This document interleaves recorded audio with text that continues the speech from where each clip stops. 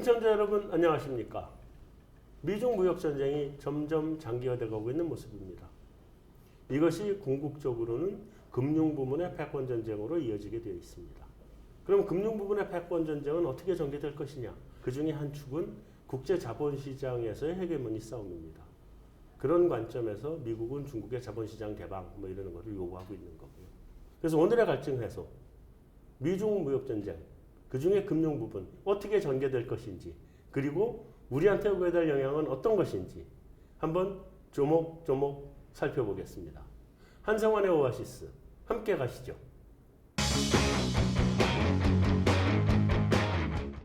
안녕하세요. 안녕하십니까? 네, 전병수 교수님 지난번에 이어서 이제 오늘도 2부 금융 분야의 패권 전쟁 봐주러 나오셨는데 금융 쪽이 훨씬 더 전문 분야시죠? 네, 아무래도 조금 더 익숙한 분야이긴 합니다. 네. 내용을 좀 이제 들어가서 보게 되면 금융 분야의 패권이 어디로 갈 것이냐 하는 것이 이제 중요한 부분이 되고 있는데 자본시장에서의 헤게모니.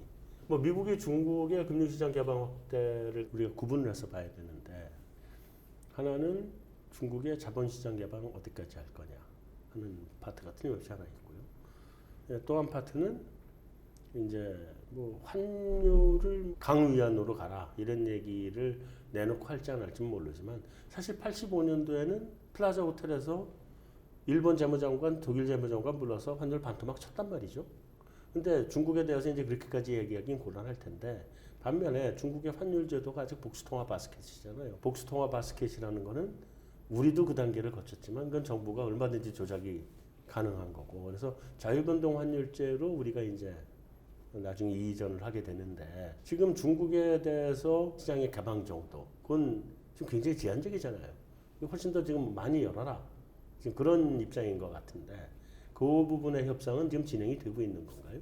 이번 협상 이전에 중국이 먼저 선 조치를 한 것이 있습니다. 네. 그래서 금융기관의 경우는 중국에서는 51%의 지분을 갖는 것이 허용되지 않았습니다. 네. 그래서 미국하고 중국이 무역협상을 본격적으로 하기 이전에 네. 먼저 선제적으로 중국이 외국 금융기관들의 중국 내에 네. 소위 말하는 일대주주 지분율을 확보하는 것을 허용하겠다. 많이 조치를 이미 열어줬고. 그렇습니다. 네. 그리고 두 번째로는 외국 기관 투자가들이 지금까지는 QP나 RQP를 통해서만 이제 투자를 할 수 있는데 네. 그 부분을 더 확대를 하겠다. 확대하겠다. 그리고 이제 투자 대상에 대해서도 예전에는 주식 채권에만 국한되던 것을 선물 옵션이나 파생이나 OTC까지도 확대하겠다. 네. 그래서 그런 정도들은 우리로 쳤을 때는 90년대 초반에 이제 우리가 자본시장 개방했던 정도 그런 정도의 미약한 수준에 그치고 있습니다. 그 정도까지 왔다. 그렇습니다. 자 이제 환율하고 관련된 부분에 대해서 이제 슬슬 얘기가 나오고 있는 상황이긴 한데 이게 미국의 입장에서도 여러 가지 복잡하게 세임을 하겠죠. 외환을 일본처럼 반토막을 쳤다가 중국 경제가 파탄이 나면 미국에 되돌아오는 부메랑 효과도 감당할 수 없을 것이고 그러니까 중국이 감내할 수 있는 환율의 변화도 미국은 생각을 할 거고 또 동시에 외환거래 제도 자유변동으로 갈 거냐 아니면 지금처럼 복수통화 바스켓으로 갈 거냐 이런 부분에 대한 것도 틀림없이 미국은 카드를 주고 있을 거란 말이죠. 그러니까 미국은 어느 정도의 카드를 지금 중국에 가지고 대응을 하고 있는 상태인가요? 그래서 금융시장의 개방은 네. 첫 번째 외환 자유화, 두 번째 금리 자유화, 네. 세 번째 자본 자유화 네. 이 세 가지가 이루어져야만이 진정한 자유화가 이루어지는 것이고 네. 이 부분에 있어서 중국은 어느 것도 이 자유화가 된 것이 없습니다. 없죠. 그래서 미국으로서는 이 첫 단추부터 지금 문제를 해결해야 되는 것이죠. 당장 이제 그 환율에 관한 부분이 가장 먼저 네. 적용이 되는 것이고 그래서 이번 협상의 내용에 환율이 협상 의제에 들어온다는 것입니다. 그래서 지금 중국으로 놓고 있는 3단계의 금융 자유화 중에서 네. 첫 번째 단계를 지금 협의를 하겠다는 이제 것이죠. 시작이다. 그렇습니다. 미국이 요구하는 바는 당연히 자유변동 환율이다. 이런 거겠죠. 그렇죠. 중국은 현재 그걸 받아들일 수 있는 여건이 돼 있나요? 그것은 이제 정책의 판단의 문제인데요. 네. 그래서 중국이 그 핑계를 잘 대는 것이 있습니다. 네. G2 국가라고 서방이 얘기를 하고 이렇게 얘기를 하지만 자기네가 분리할 때는 네. 우리가 인당 소득이 $10,000도 못 미치는 뭐 그러겠죠. 개도국이라고 하는 얘기를 하는 것이죠. 네. 그래서 $10,000도 안 되는 소득 수준에 있는 나라가 네. 이 외환시장, 자본시장 완벽하게 개방한 데가 있냐. 네. 그렇게 이제 항변을 하는 것이죠. 네. 그래서 말씀하신 그런 경제적인 충격이 있기 때문에 이것은 단계적으로 이것이 우리가 받아들일 수 있는 중국의 수준에 맞게 개방하겠다고 하는 것이 중국의 이제 논리고 주장이고 네. 상대는 그것보다 더해라. 이게 이제 그 상대방의 주장이죠. 그럼 중국의 입장에서는 외환시장 자유화 문제는 아직은 못하겠다. 그렇습니다. 그런데 이제 네. 문제는 언제까지 막아놓을 거냐 하는 문제가 있고 네. 지금 중국이 그 약점이 잡혀 있는 상태이기 때문에 네. 이 부분을 이제 단계적으로 그 어떻게 열 거냐 하는 것이 그게 이제 관건이죠. 네. 그리고 이제 미국의 경우가 이번에 환율을 얘기를 하지만 이번에 내용들을 보면 7차 협상에서 안정적인 수준의 환율을 유지하도록 한다. 근데 그 안정적이라는 것의 의미가 뭐냐 그러면 위안화가 절하되면 안 되고 네. 절상이 돼야 된다는 거죠. 무역수지 적자가 그러니까. 매년 3천억, 4천억 불 나는데 그것이 절하된다는 건 말이 안 된다는 얘기고 네. 그거를 왜 중국이 받아들였냐 하면은 그것은 이제 중국의 내부 상황을 봐야 되는데 네. 중국의 지금 전체 GDP에서 수출이 차지하는 비중이 18%밖에 되지가 않고 네. 그래서 이것이 과거에 비해서 충격이 그렇게 크지가 않은 데다가 네. 지금 중국의 전략은 앞으로 수출에 의존하는 전략은 이제는 안 한다. 그래서 내수 중심으로 가겠다는 것을 금년부터 확실하게 방향을 틀었습니다. 그래서 한참 전부터 내수를 강화해 그렇습니다. 왔죠. 네. 그래서 내수 중심 성장을 한다고 할 때 환율의 절상이 내수 부양에 도움이 된다는 것이죠. 수입 네. 물가를 떨어뜨리기 때문에. 네. 그래서 중국의 경우는 지금 경기 하강 국면에서 위안화 절상이 수출의 감소 효과보다는 내수의 부양 효과가 더 크다고 보는 것이고 그것이 과도하지만 않다고 하면은 그것은 중국 경제에 나쁘지 않기 때문에 미국의 요구를 이제 아주 모호한 표현으로 네. 안정적인 이제 가치를 유지하는 것으로 한다. 이 부분을 받아들인 것이죠. 그러면 옛날에 플라자 합의 때 250엔 하던 게 125엔으로 1년 만에 그냥 뚝 떨어뜨린 거잖아요. 도이치마크도 같은 수준으로 떨어져 버렸고 중국에 대해서는 어느 정도를 보는 건가요? 위안화 환율만. 그래서 지금 같은 경우는 그 미국의 동맹국이자 친구였던 영국, 프랑스, 독일이 네. 미국과 같은 보조를 취하지 않고 있습니다. 그래서 위안화 오로지 강세에 대해서. 그렇습니다. 그래서 지금 유럽 같은 경우들은 네. 이 경제적인 어려움이 가중돼 있고 음. 지금 미국으로 이게 시장 점유율을 높인다든지 수출을 더 늘릴 수 있는 가능성은 거의 없단 말이에요. 네. 그래서 방향은 G2인 중국에게서 뭔가 성장의 돌파구를 차지하려고 하는 과정이 있기 때문에 그렇죠. 중국에 불리하게 갔을 때 이것이 부메랑 효과로 유럽 국가들한테도 반드시 돌아올 것이기 때문에 네.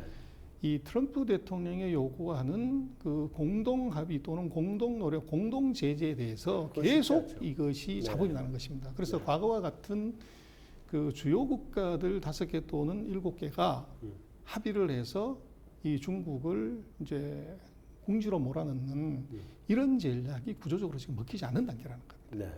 네. 그럼에도 불구하고 지금 위안화 환율은 어느 정도 강세로 갈 수밖에 없는 거 아닌가요? 그게 중국이 용인할 수 있는 수준이 있을 거고 미국이 받아들일 수 있는 수준이 있을 그래서 이제 그것은 중국의 경우는 네. 저것이 기본적으로 용인을 한다는 것 자체는 네. 저것이 환율이 시장에 의해서 결정이 돼야 되는데 중국이 복스통화 바스켓 제도를 이것을 포기하지 않는 한에는 네. 이것이 환율이 급격하게 절상되거나 절하될 수가 구조적으로 없는 것이죠. 없죠. 네. 그리고 중국의 입장에서는 네. 지금 그 작년 기준으로 놓고 보면 한 6.2 네. 에서 6.9 정도 레인지에서 10% 정도 플러스 마이너스의 업앤다운을 하는 것입니다. 네. 그래서 6.2 정도 갔을 때도 중국 경제가 그렇게 충격받은 것이 아니고 네. 충분히 9.9로 가더라도 이것이 가능하기 때문에 네. 그 플러스 마이너스 지금 현재 수준에서 5% 내외의 변동폭이라고 하면 중국은 충분히 억셉트할 수 있고 그 이상을 간다고 하면은 그것은 여러 가지 이제 문제를 일으킬 가능성이 있죠. 그럼 최근에 이제 변동폭을 보면 6.9, 뭐 8 뭐 이렇게까지 갔었죠. 바닥은 6.2 정도 있었단 말이죠. 그래서 그 정도 범위 내에서 변동은 중국은 용인을 한다.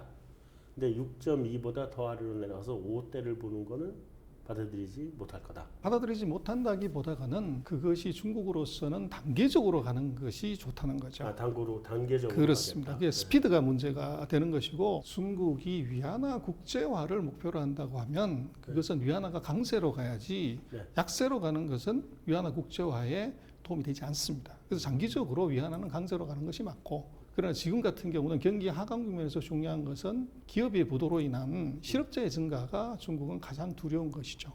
그래서 환율을 안정적으로 유지하려고 하는 것입니다. 유지한다. 예. 그럼 단기적으로 볼 때는 한 6.2 정도까지는 예상할 수 있다. 그런 거죠. 그렇습니다. 그 정도까지는 용인이 가능하다는 거죠. 중국이 이제 선수를 쳐서 꽤 많이 열어주겠다. 뭐 이러고 지금 나온 상태인데 이게 지금 자본시장의 개방도 중국이 시간을 가지고 단계적으로 하려고 그럴 거 아니겠어요? 그 과정에서 온 게 뭐 알키피라든가 뭐 이런 것들도 여러 가지 이제 왔는데 앞으로 그거는 어떤 정도의 스텝을 가지고 개방이 진정이 돼 나갈까요? 중국의 자본시장의 개방의 속도는 최근 1년 들어서 굉장히 빠른 속도로 진행이 됩니다. 네. 그래서 그 진행의 이유는 저것이 미국의 그 압력도 잠재적으로 있는 것이지만 중국 내부적 요인이 더 큽니다. 그래서 중국 같은 경우에 서방 세계가 이제 많이 언급을 하고 있지만 네. 기업들의 과도한 부채를 저것을 어떻게 낮출래 하는 것이 네. 한국이라든지 중남미라든지 아시아에서 IMF 사태가 발생했을 때 자산을 매각을 해서 부채 비율을 낮추라는 것이 요구사항이었는데 네. 미국이 글로벌 금융위기가 터졌을 때 미국도 당연히 자산을 줄여서 부채를 낮추는 거라고 생각을 했지만 결과는 정반대였습니다. 시리뱅크가 부도났고 네. 이 GM 포드 크라이슬러가 부도났는데 이것을 어떻게 해결했냐고 그러면 돈 더 찍어서 정부가 공적 자금 집어넣어서 살리고 그렇죠. 주가를 올려서 주식 팔아서 공적 자금을 회수한 겁니다. 그래서 이게 무슨 얘기냐면 자산을 매각해서 부채를 줄여서 부채비를 낮추는 방식이 아니고 자본을 늘려서 부채비를 낮추는 방식입니다. 네. 네. 그래서 지금 중국이 생각하는 것은 바로 이 부채 비율을 디레버리징을 하는 방식을 네. 미국식으로 자본을 늘려서 부채 비율을 낮추는 방식으로 가겠다는 거죠. 중국이. 그렇습니다. 네. 그래서 그것이 증시에 대한 부양책 그리고 이제 개미 투자가들이 그 사이 상처를 너무 받았기 때문에 네. 마중물의 역할을 외국인들을 이제 끌어들여서 하겠다. 끌어들이는 것이죠. 그것이 이제 예를 들면 QP, RQP에 대한 그 투자 제한을 없앤다든지 네. 또는 FTS나 MSCI의 지수 편입을 대폭적으로 확대한다든지 하는 것이 다 그런 어떻게 보면 일련의 정책의 선상에서 이루어지는 거라고 볼 수 있습니다. 네. 그러면 자본시장 개방은 사실은 미국이 요구하는 것보다 오히려 더 적극적으로 가고 있다고 봐야 되겠네요. 그래서 미국이 얼마를 요구하냐는 건 아직까지 얘기된 게 없습니다. 없죠. 먼저 전제 조건이 외환 시장이 저것이 개방되고 자유화되고 이렇지 않다고 하면 네.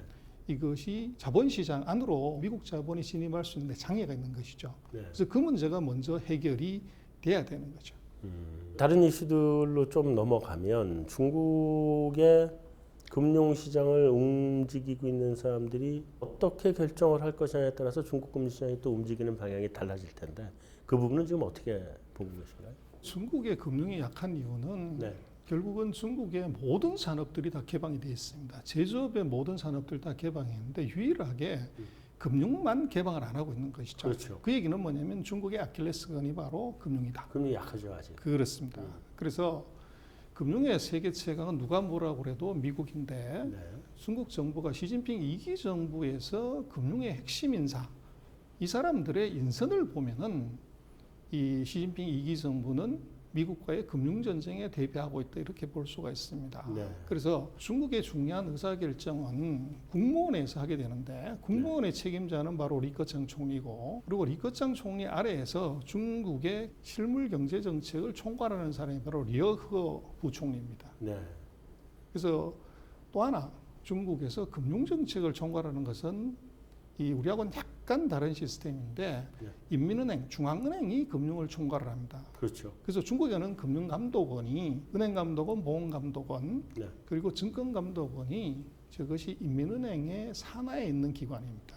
옛날 그래서 우리도 뭐 은행감독원이 그렇습니다. 한국은행 산하였으니까요. 그렇습니다. 네. 그런 구조이기 때문에 실물 경제에 있어서 최종적인 결정은 리어거 부총리가 결정하게 되고 네. 금융 분야에는 이강 인민은행 총재가 결정하게 되는데 네. 이 두 사람의 백그라운드를 놓고 보면 중국은 소위 말하는 금융의 미국화를 하겠다는 것을 확연히 보여주고 있습니다. 그래서 려우 부총리는 중국의 고위 지도자 중에서는 아주 특이하게 하버드를 나온 사람입니다. 네. 그리고 이강은 이 미국에서 금융학으로 경제학으로 네. 석박사를 하고 미국의 종신 교수로 있다가 네. 이것이 조샤오추안 총재가 스카웃을 해서 돌아와서 네. 중국의 외환관리를 총괄하는 외환관리국장을 하다가 지금 인민은행 총재가 된 것이죠. 네. 그래서 그렇게 놓고 보면 금융하고 실물 경제의 최고 책임자를 네. 미국통으로 이미 바꾸는 것이죠. 그래서 과거의 경우를 놓고 보면 중국의 부총리나 인민은행 총재들은 해외 경험이 있거나 국제 경험이 있거나 미국 경험이 있는 사람들이 아니었습니다. 네. 그래서 중국은 이미 미국과의 무역 전쟁에서 다음번에 금융 전쟁으로 전환할 것을 대비해서 소위 말하는 미국통들을 중요한 전략적인 지위에다가 이미 포석을 했다, 그렇게 볼 수 있습니다. 그 말씀은 중국도 과거에 한국이 외환위기 때 자본시장 개방하면서 한국 금융시장 다 먹히는 걸 다 봤고, 또 일본 금융시장도 사실은 뭐 미국 애들 손아귀에 있는 것도 사실이고, 그렇기 때문에 중국이 시장을 미국이 원하는 속도로 해주면 중국 시장이 잠식될 테니 그런 미국식 금융 시스템의 전문가들을 데리고 와서 시장 개방은 최대한 늦춰가면서 토종 금융 시스템을 미국식으로 바꿔놓고 경쟁력을 충분히 갖추고, 그리고 미국이 요구하는 시장 개방을 하겠다는 걸로 읽히는데, 근데 지금 미국은 그러지 마라, 빨리 먼저 열어라, 내가 들어가서 중국 금융 시장을 내 손아귀에 넣어야 되겠다, 이런 입장인 것 같고, 이것이 결국 부딪혀서 이 문제가 되지 않나요, 결국은?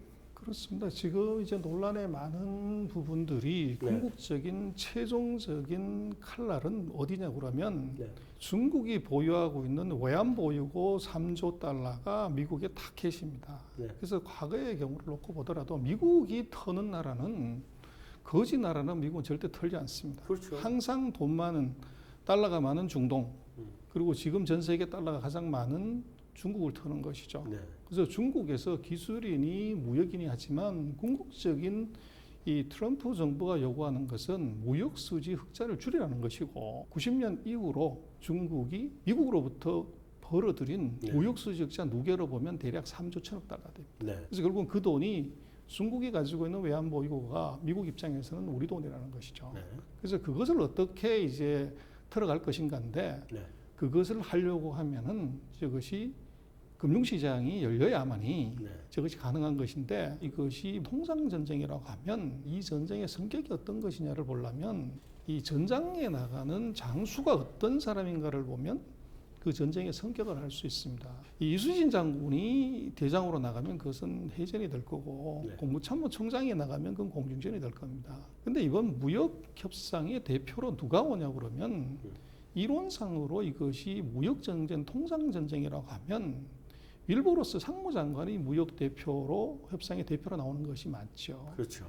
근데 미국의 협상 대표로는 문우신이 나옵니다. 근데 네. 문우신은 보직이 재무부 장관입니다. 그렇죠. 그래서 중국에 대한 미국이 바라보는 이번 전쟁의 성격은 그 대표단의 단장, 장수를 놓고 보면 이건 금융전쟁을 하겠다는 것이지 네. 통상전쟁을 하는 것이 아니라는 겁니다. 네. 그래서 그렇게 놓고 보면 미국의 최종 목표는 정해져 있고, 싸움을 할 때 자기가 강한 것으로 전쟁을 하는 것이지 상대가 강한 것으로 전쟁을 하는 것은 아닙니다. 네. 그래서 미국을 저걸 100이라고 놓고 봤을 때 중국의 제조업이 미국 제조업의 160%, 무역의 104%, 네. 군사력의 37%, 네. 그리고 금융을 놓고 보면 중국은 미국의 2%밖에 되지 않습니다. 미국이 잘하는 걸 놓고 보면 결국은 금융으로 기술력과 금융력에서 승부를 보려고 한다는 것입니다. 근데 중국이 지금 버틸 거란 말이죠. 거기에서는 미중 간의 그 무역 협상이 결국은 도장을 서로 찍어야 될 텐데 도장이 찍어지겠어요, 이 상태에서? 그래서 그것이 협상력이고, 미국이 압박을 하는 것은 네. 통상 전쟁은 빌미를 이것을 외부적인 핑계를 대는 것이고, 네. 기술 전쟁으로 상대의 목을 조르고 네. 금융 전쟁으로 상대의 주머니에서 돈을 빼가지고 가고. 빼가는 것이죠. 그것이 최종 목표죠. 그래서 지금 압박을 하는 가장 큰 것이 네.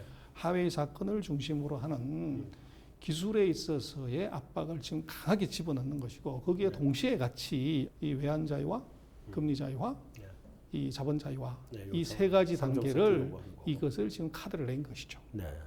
자, 어쨌든 이게 이제 앞으로 계속 지켜봐야 될 부분이고 우리가 미리 예단해서 무엇이 어떻게 될 것인가를 얘기할 수 있는 상황은 아닌 것 같은데 그래서 그런 부분을 이제 차지하고 중국이 지금 기업 부채 사상 최고 수준으로 가 있고 또 이런 자본의 그 생산성 그러니까 투자의 생산성이죠. 이런 거 보면 지금 이제 가치가 여전히 안 좋은 상태고 이런 상태에서 글로벌 무슨 경제 전문가라고 하는 사람은 전부 다 이구동성으로 다음번 경제 위기가 오면 그건 중국이다 이렇게 보고 있는 건데 이제 중국이 경제 위기가 오면 그거를 수습해가는 과정에서 자본시장도 개방해야 될 거고 근데 그럼 과연 중국의 경제 위기가 올 거냐 하는 부분이 지금 초미의 관심사인데 중국이 지금 상태가 경제 위기가 올 수 있을 정도로 심각한 상태인가요?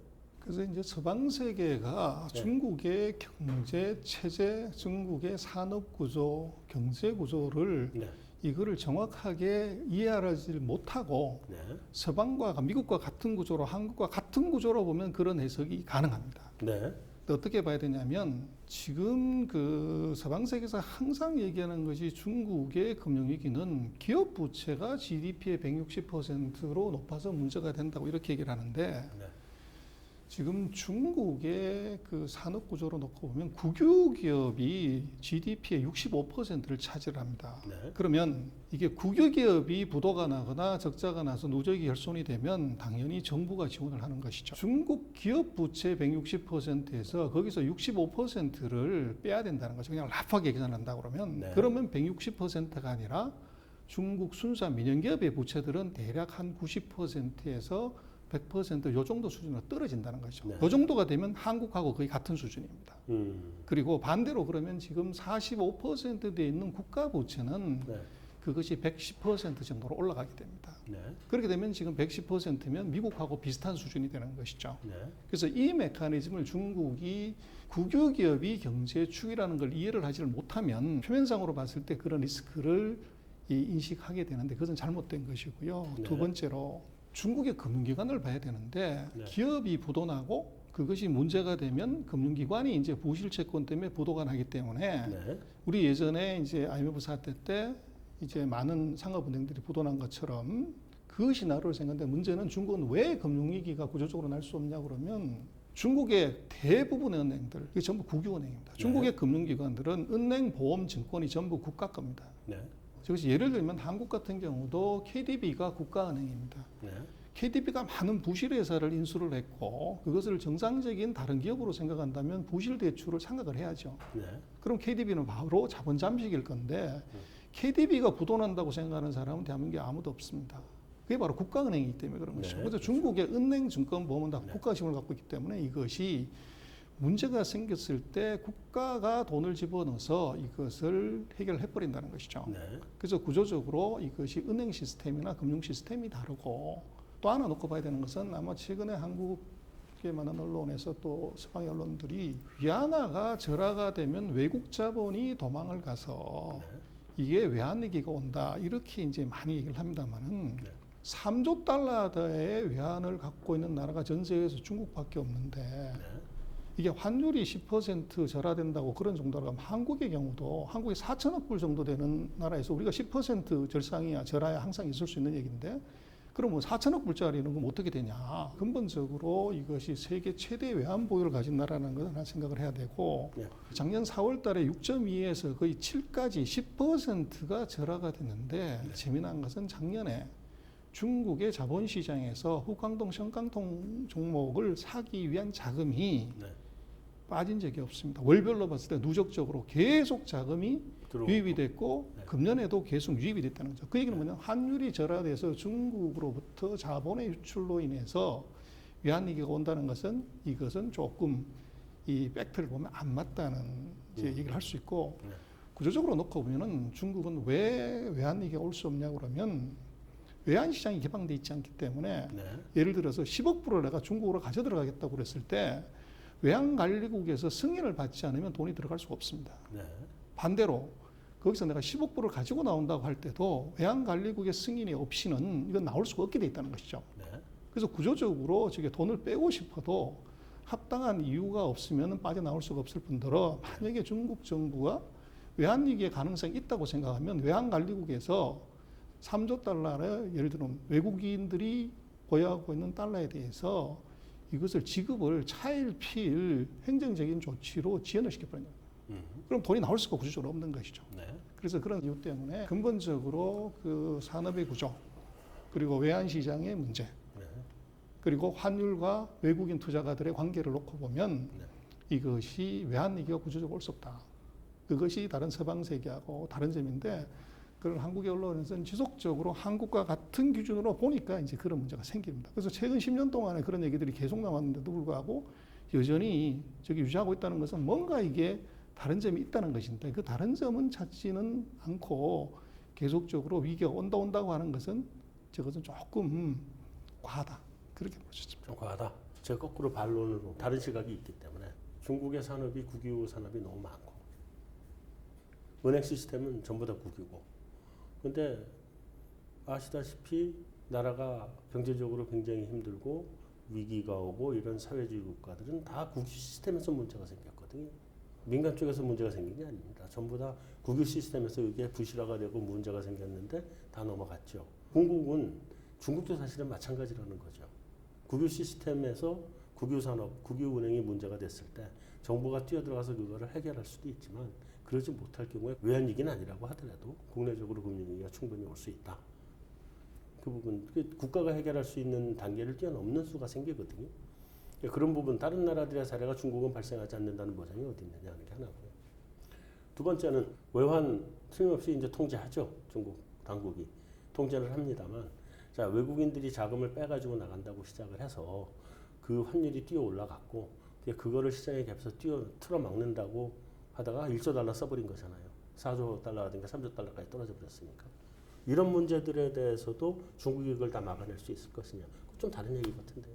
중국의 3조 9천억 달러가 3조 달러로 떨어진 것은 이 외국인들이 자금을 뽑아서 나가는 바람에 이것이 문제가 됐다기보다는 그게 이제 중국 정부의 전략의 차이인데요. 그래서 2009년에 금융위기가 터지고 나서 미국이 그 사이에 한 것이 있습니다. 금융위기를 극복하는 과정에서 QE 1, 2, 3를 통해서 달러를 3조 9천억 달러를 찍었어요. 그래서 역대로 중국은 어떤 생각을 했냐면 원자마오 총리 때는 외환위기를 봤기 때문에 아시아에 달러를 많이 쌓는 것이 이것이 안정적이라고 생각을 했는데 문제는 이게 미국이 3조 9천억 달러를 더 찍는 바람에 그냥 두 개 나라만 있다고 가정을 하면 중국은 외환보유고의 가치가 반토막 난 거죠. 근데 미국이 달러를 안 찍을 거냐는 계속적으로 찍는 것이 눈에 보였고 공대 출신 총리였던 원자마오 총리하고 경제학 박사 출신의 리커창은 생각이 달랐던 겁니다. 그래서 리커창 총리가 한 것은 무슨 얘기냐? 종이 조각 달러를 이것을 현물로 다 바꿔라. 그래서 2014년 이후에 중국은 3조 9천억 달러부터 뭐를 하기 시작을 하면 전 세계에 첫 번째 석유를 가장 많이 샀습니다. 두 번째로 산 것이 유전하고 광산을 전 세계에서 나오는 매물을 싹 다 이제 매수를 했습니다. 근데 그것도 이제 더 이상 살 게 없으니까 뭘 하냐 그러면 각 나라들이 기업을 사기 시작을 합니다. 그리고 부동산을 사기 시작을 하고 그리고 특허를 사기 시작을 합니다. 그래서 저것은 3조 9천억 달러 9천억이 외자가 도망을 간 것도 일부는 있겠지만 근본적인 거기서 이 중국이 달러를 저것을 현물 자산으로 바꾼 것이 이것이 중요한 전략이라는 거죠. 그래서 이제 그런 부분들이 이제 있고 그리고 지금 국유기업에 관한 문제는 이렇게 볼 수가 있을 것 같습니다. 지금 중국의 국유기업은 누구하고 경쟁을 하냐? 이 중국에 있는 작은 기업들이 아니고 포춘 500대 기업들하고 같이 싸우는 거죠. 이 사이에서 중국 기업들이 이게 경쟁력이 굉장히 좋아졌고 그래서 포춘 500대 기업의 숫자를 놓고 보면 지금 미국이 1등, 중국이 2등인데 그 두 개의 차이가 그게 지금 뭐 10대 개밖에 차이가 나지 않습니다. 지금 중국의 국유기업들의 경우들은 저것이 분명히 한국과 같은 비효율이 존재합니다. 그러나 그 중에서 핵심 기업들의 경우들은 저것이 경쟁력이라는 것이 포춘 500대 기업들과 같이 경쟁을 하는 과정에서 이것이 비효율이나 경쟁력이나 이것이 다른 그 사이에 이제 도산했던 어떻게 보면 사회주의 국가들의 기업하고 이게 좀 다르다는 거죠.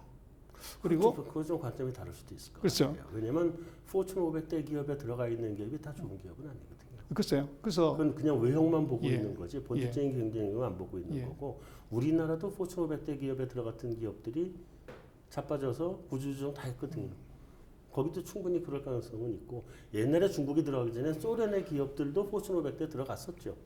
거기도 다 자빠졌거든요. 근데 이제 그 수준을 봐야 되는 것이죠. 중국 기업들의 그 CEO들의 이제 레벨들을 놓고 보면 네. 엘리트들이 정치도 이제 상위 5%들이 통치를 하지만 네. 기업들 마찬가지로 그렇게 들어가 있습니다. 네. 그래서 이 사람들의 이제 생각이 결국은 중요한데 이 사회주의 국가의 비효율은 당연히 있습니다. 있는데 지금 이제 중국이 뭐를 이걸 어떻게 해결을 하려고 하냐면 다른 이제 부도난 나라들하고 다른 점은 국유 기업을 민영화를 시키는 거죠. 과거에 이제 영국이 했던 것처럼 미국이 했던 것처럼 그걸 통해서 지금 중국이 최근 이제 3년 동안 하는 것이 이 혼합 경제. 그래서 민간 지분을 이 국유 기업에 집어넣는 작업하고 네. 그리고 국유 기업들을 상장을 시키는 겁니다. 그 상장을 시키는 과정에서 지배 구조를 바꾸는 거죠. 그래서 이것이 이제 과거에 부도가 났던 소련이라든지 동구의 국가들의 국유 기업하고 다른 점이 있다는 겁니다. 그래서 중요한 거는 예. 제가 보기에는 그리고 중국이 국유기업의 비율이 있다는 걸 중국 정부도 충분히 알고 있을 것이고 이것을 고쳐나가야 된다는 것도 알고 있을 것이고 실제로 실행도 하고 있는 것도 저도 알고 있고요. 다만 이게 충분한 시간 내에 안정적으로 관리하에 이 경착륙이 아닌 연착륙을 만들어낼 수 있을 것이냐. 중국이 최근 이제 2015년 이후에 3년 동안에 공급측 계획이라는 걸 합니다. 그래서 공급측 계획의 의미가 뭐냐 그러면 중국의 국유 기업을 흡수합병 또는 구조조정을 통해서 전 세계 탑5 안에 들어가는 기업으로 다 리스트럭처링을 시키는 것이죠. 하고 있죠. 예. 그래서 그게 지금 이제 중국으로서는 그 많은 이제 문제가 있지만 경제가 그대로 유지가 되는 이유 중에 하나고 그 기업들이 결국은 저조업의 경우는 놓고 보면 규모의 경제 효과가 있는 거죠. 사이즈 이펙트들이 저게 이제 중국의 국유 기업들의 경쟁력을 그대로 유지시키는 예를 들면 철강산업 같은 경우도 3,500만 톤짜리, 3,000만 톤짜리 두 개를 합쳐서 6,500만 톤을 만들어로 인해서 이 전동 제조업은 생산량이 2배가 되면 원가가 33% 떨어지는 러닝커브 이펙트가 있다고요. 그래서 그것 때문에 저것이 중국이 철강의 자원에서도 그렇게 많이 도산을 하는데도 불구하고 저것이 중국의 철강 산업이 그대로 유지되는 이유는 소위 말하는 대마불사입니다. 근데 대마불사의 과정에서 이 대기업들의 수준들을 이것을 경영 마찬가지고 기술 마찬가지고 이걸 업그레이드 시킨다는 거죠. 그리고 그것을 벤치마크 모델이 아까 말씀하신 한국 기업, 일본 기업, 미국 기업들의 구조조정 사례, 민영화 사례 이것들을 철저히 공부한다는 겁니다. 그게 이제 우리로 봐서는 이 과거에 동구나 소련에 있는 기업들하고 얘들 구조조정이 다르다는 거죠. 그러면 중국은 그 소위 사람들이 얘기하는 국내적인 그 금융위기나 산업의 뭐 금융위기는 곧바로 산업위기랑 바로 같은 동전의 양면이니까 이 부분을 안정적으로 관리해 나갈 수 있다. 국가의 통제력이 네. 과거에 어떤 이제 서방세 기업보다 이들이 강하다는 거죠. 네. 그래서 그것이 이제 그 위기가 그 발생을 했을 때 국가의 통제력이 그것이 중요한데 네. 그 제일 중요한 건 금융의 통제력이지 않습니까? 네. 그래서 중국 같은 경우는 금융을 국가가 확실하게 통제하고 있기 때문에 네. 이것 때문에 금융위기나 외환위기가 구조적으로 올 수가 없다는 거죠. 미국도 마찬가지지만 금융위기가 발생했을 때 정부가 공적 자금 집어넣어서 클리어를 하는데 한국도 마찬가지고 네. 중국은 그걸 못한다. 이렇게 볼 수는 없다. 보는 것이 그것이 잘못된 거죠. 알겠습니다. 중국이 이제 위안화 국제화 해 왔잖아요. 중국이 이제 기축통화로 올라가야 되겠다 하는 부분인데 지금 뭐 달러 기축을 쫓아가지 못하겠지만 최소한 일본 정도의 기축까지는 뭐 금세 갈 수 있을 것 같기도 하던데 지금 어느 정도까지 진행이 되어 왔습니까? 기축통화의 핵심은 네. 외환 보유고에서 그 나라 통화가 얼마나 사용되는 그걸로 보면 아주 심플하죠. 네. 그래서 중국이 그 사이에 10년 동안 얘기를 했지만 외환 보유고에서 그 위안화가 차지하는 비중은 2%가 안 됩니다. 네. 그래서 국제화는 2% 내외라고 일단은 봐야 되고 그리고 그 기축 통화가 이것이 일정한 비율 이상 간다는 것은 그건 세계 패권하고 같이 갑니다. 단기간 내에 절대 일어날 수 없는 이제 구조고 네. 거기서 획기적인 변화는 바로 그거죠. 지금 이제 IMF SDR에 네.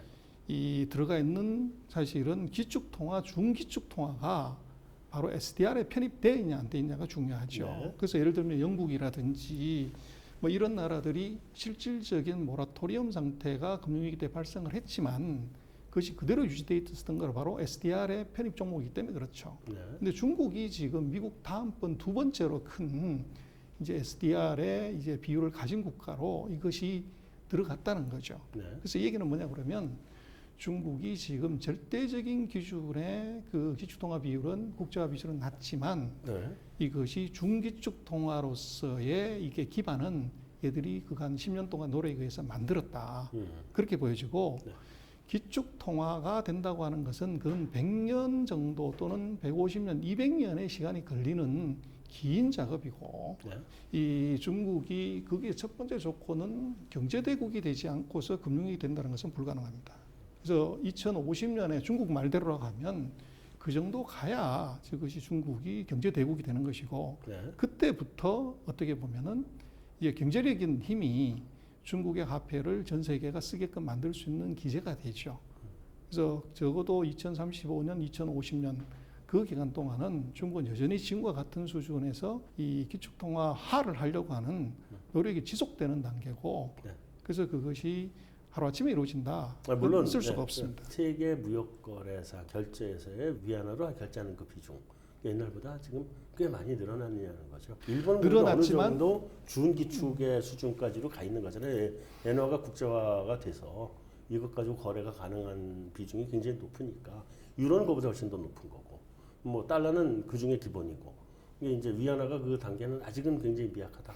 그래서 긴 시간이 요구될 거라고 봅니다. 그렇지만 SDR의 편입 통화로 들어갔기 때문에 그거는 뭐예요? 이것이 단계적으로 이것은 높아갈 수밖에 없다. 알겠습니다. 자, 이 우리나라 영향은 어떻게 봐야 될까요? 첫 번째로 중국이 그 자본시장 개방을 통해서 외국 투자가들의 이 비중이 높아진다고 하면 네. 한국의 자본시장은 직접적으로 영향을 받을 수밖에 없죠. 네. 그래서 MSCI나 FTSE에서 중국의 비중이 높아지면 이제 글로벌 투자가들 입장에서는 한국 비중을 줄여야 되는 문제가 생기게 됩니다. 네.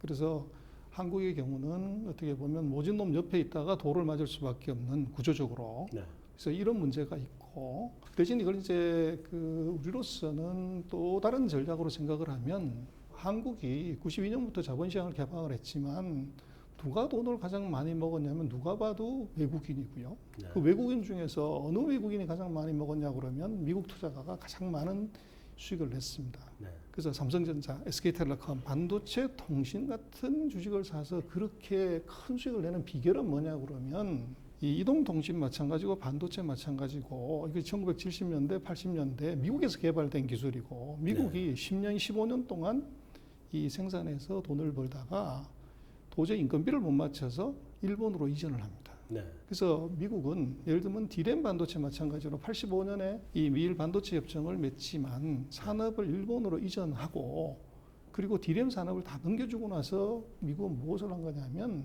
일본의 반도체 회사 주식을 사서 대박을 낸 거죠. 네. 그리고 95년에 한국이 이제 세계적인 디램 메이커가 되면서 네. 자기네가 경험해봤던 반도체 생산의 경험 플러스 일본 기업에 투자해봤던 그 경험을 갖고 한국에 투자해서 지금까지 대박을 낸 것이죠. 네. 결국은 지금 이 한국이 중국에서 이제 퇴출을 한다고 이제 많이 얘기를 하지만 전략적으로 생각을 한다고 하면 지금 세계 제조업에서 중국에서 1등은 세계에서 1등입니다. 네, 그렇죠. 그래서 우리가 중국에서 퇴출한다고 안타까워할 것이 아니고 네. 이 우리 한국 기업, 우리 회사의 뒤통수 친 중국 최고의 경쟁력을 가진 기업의 주식을 사는 것이죠. 네. 그래서 결국은 최고의 복수는 요걸 하는 것이 아니라 우리를 쓰러뜨린 기업을 이용해서 돈을 버는 것입니다. 네. 한국의 삼성전자가 네. 이것이 지분으로 놓고 보면 대한민국 회사가 아닙니다. 외국인 지분이 57%입니다. 그래서 네. 삼성이 10조 원 이익을 내면 5조 7천억을 손에 피 한 방울 안 묻히고 외국인 투자가들이 12월 31일 날 가져가는 거죠. 네. 그래서 지금 중국 같은 경우에 자본시장 개방, 그리고 중국의 산업 구조의 변화, 그리고 신산업의 성장, 네. 거기에 한국이 할 수 있는 것은 그간 우리가 1인당 소득 $10,000에서 $30,000 사이에서 한국에서 먹고 입고 쓰고 만들었던 그 산업이 어떻게 생성됐고 발전했고 네. 가는 그림을 우리는 알고 있는데 중국은 모르는 것이죠. 그 중국에서 어떻게 보면 $10,000에서 $30,000 사이에 일어날 수 있는 산업을 고르고 거기서 세계에서 1등하는 기업을 고른다고 하면 그것이 중국이 아무리 성장을 해도 우리로서는 오히려 천리마에 올라타서 돈을 먹을 수 있는 찬스가 오는데 그것은 제조에서 당했다고 하면 울 것이 아니고 금융에서 저것은 충분히 볼 수가 있고 그것은 이미 한국이 자본시장 개방하면서 외국인 투자가들이 돈을 버는 것을 우리가 그렇게 봐왔기 때문에 네.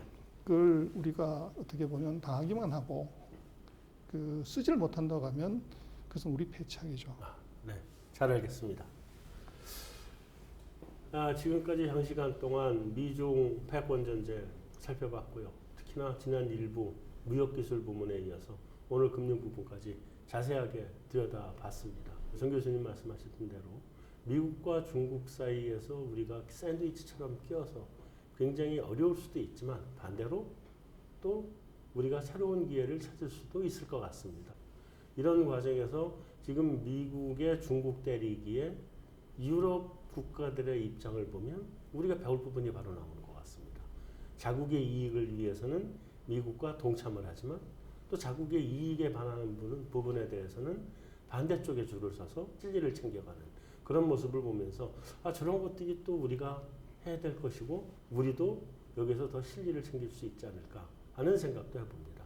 앞으로 미국과 중국의 움직임을 보면서 거기에서 우리가 어떻게 최대한 국가적 경제적 이익을 챙길 수 있을 것이냐를 고민해봐야 되는 시점이 된 것 같습니다. 한성원의 오아시스 여기서 마치도록 하겠습니다. 수고하셨습니다.